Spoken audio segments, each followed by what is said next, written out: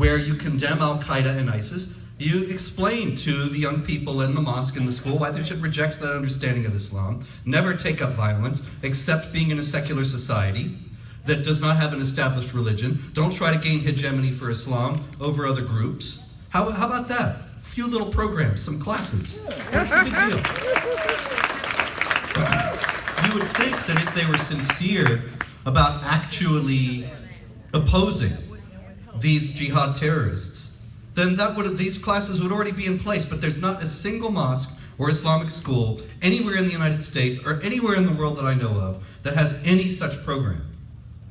And there are only a couple of Islamic groups around the world that have ever declared takfir on Osama bin Laden or other jihadis. Takfir is Islamic excommunication. It's saying you're not really a Muslim. The jihadis do it all the time. They do it all the time, so much that among Muslims they're often called takfiris, because they're always going around saying that some other group is not Muslim so they can kill them. But the establishment mainstream Muslim groups have not said that Osama bin Laden and ISIS and Al-Qaeda and all the rest of them and all the others who are killing in the name of Islam, they don't say they're not Muslim. Well, they condemn, they oppose this, they say it has nothing to do with Islam, and they vilify and excoriate us if we point out that the jihadis are quoting chapter and verse of the Quran. So why not do anything about it?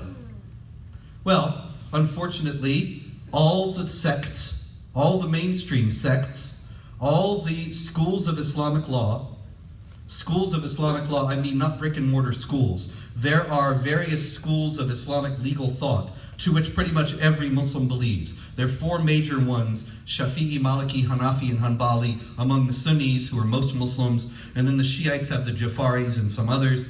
And these are ways of understanding Islam, ways of interpreting the Quran and Islamic law.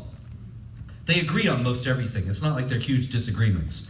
But every Muslim pretty much is part of one of these groups.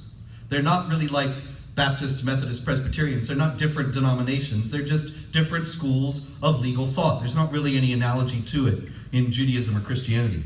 In any case, all of those schools of law teach that it is the responsibility of the Muslim community to wage war against non-Muslims and subjugate them under the rule of Islamic law.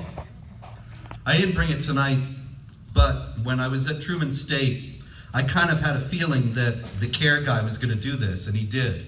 When he was speaking, Mr. Syed, Mr. CARE, he said that when Spencer gets up, you will hear the Islam of Osama bin Laden. It's not the Islam of 99.9% of Muslims.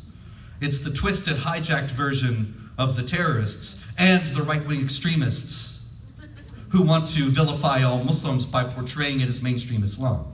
That was me, see. So I saw that coming. I knew that was going to happen. So I brought with me a manual of Islamic law that is certified by Al-Azhar. Al-Azhar is the Islamic institution in Cairo where Barack Obama spoke, and he praised it as being a beacon of learning for over 1,000 years. And he praised, the New York Times praised Al-Azhar right after 9/11 as being a wonderful bastion of Islamic moderation. Well, I have their law book, their Sharia book. You can get it in Amazon. It's translated, it's called Reliance of the Traveler. Maybe you have it. And in it, it says, jihad means warfare against non-Muslims. In order to convert them to Islam or bring them into the Islamic social order, which means they're submitting to Islamic hegemony, denied basic rights, paying a special tax, and so on. So this is mainstream Islam from the foremost institution in Sunni Islam. It's not the hijacked version of Al-Qaeda or some right-wing Islamophobe. It's the real thing. But anyway, Islamophobia itself, you never heard the word before 10, 20 years ago, am I right?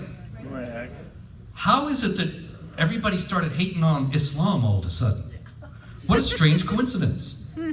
CARE and Faizan Syed and all these people would say, well, it's because this well-funded cabal, if only, this well-funded cabal of Islamophobes Spencer, Brigitte Gabriel, Pamela Geller, Frank Gaffney, and Claire Lopez. You know the group.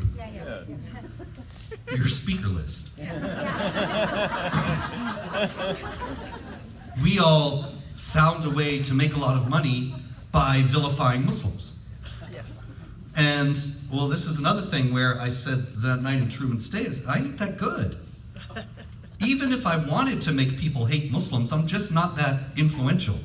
The people, if anybody hates Muslims, it's because of Dzhokhar and Tamerlan Tsarnaev, the Boston Marathon jihad bombers, Nidal Ali Qasem, the Fort Hood jihad massacre, Syed Rizwan Farouk and Tashfeen Malik, the San Bernardino killers, Muhammad Abdulaziz, who killed 4 Marines in Chattanooga, and on and on and on. And Bin Laden, and Baghdadi, and all the rest of them. That's why. But the term Islamophobia was cooked up in the late 90s by the International Institute of Islamic Thought. Now, there are Islamophobia experts who will tell you, oh, no, Spencer's all wrong. It was in a book in France in 1910. Okay. Yes, it was in a book in France in 1910.